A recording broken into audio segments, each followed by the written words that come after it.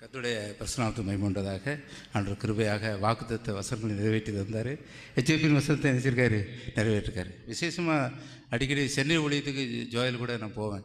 அங்கே போய் நான் அறிஞ்சிக்கிட்ட ஒரு காரியம் ஆண்டவரே எனக்கு இது நல்ல தெளிவாக வெளிப்படுத்தினார். ஒருவேளை சாமுவேல் அந்த பட்டணத்தில் ஒரு பெரிய மனுஷனாகவும் தீர்க்கதரிசியாகவும் இருக்கிறதுக்கு அன்னாள் என்ன செய்தாங்க, ஜோம் பண்ணாங்க.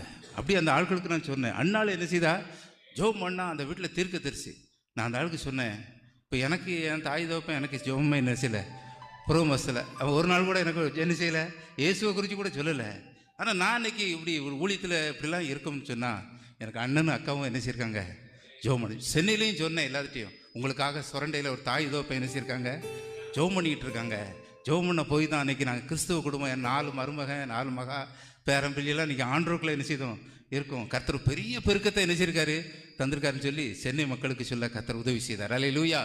அவங்களுக்காக அதிகமாக ஜெபம் பண்ணுங்க. நீங்கள் அவங்க மூலியமாக ஏராளமான ஆத்துமாக்களை கர்த்தர் என்ன செய்யிருக்கிறாரு, எழுப்பியிருக்கிறார். அவங்க பண்ணுற ஜெபம் இன்றைக்கி நம்மலாம் ஒரு கிறிஸ்தவ குடும்பம். இன்றைக்கி ராஜலபுரிலேருந்து அந்த எஸ்தரக்காலம் வந்திருக்கா, அது மகா சாதாரணமாக தான் அண்ணன் ஊழியத்துக்குள்ளே வந்தாங்க. இன்றைக்கி வட இந்தியாவில் எப்படி இருக்காங்க, பெரிய மிஷினரியாக இருந்து எரிச்சிருக்க அணவன் மனைவியாக பணி செய்துட்டு இருக்காங்க. எழுப்புதலை தந்திருக்கிறார். நிறைய குருவானவர்கள் நம்மெல்லாம் வந்திருக்கோம். நம்மலாம் நல்லா படிக்காதமாக இருந்தோம். இன்றைக்கி நம்ம பிள்ளைகள்லாம் நல்ல படிப்பை எரிச்சிருக்காங்க, படிச்சிருக்கிறாங்க. அல்லேலூயா. அந்த அளவுக்கு கர்த்தர். பேரம்பேத்திலும் படிக்க பார்த்தா பயங்கரமாக இருக்குது. நான் 7ஆவது தான் படித்தேன்.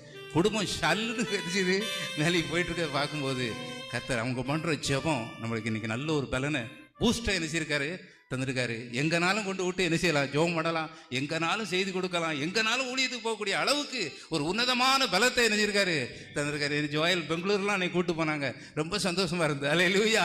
அந்த சொல்லாரு, அந்த ரவி அவங்க கூட வந்தாங்க. ஏன்னா பெங்களூர் பஸ் மாதிரி இருக்கணும் அப்படின்னாங்க. சொல்லுங்க. அல்லேலூயா.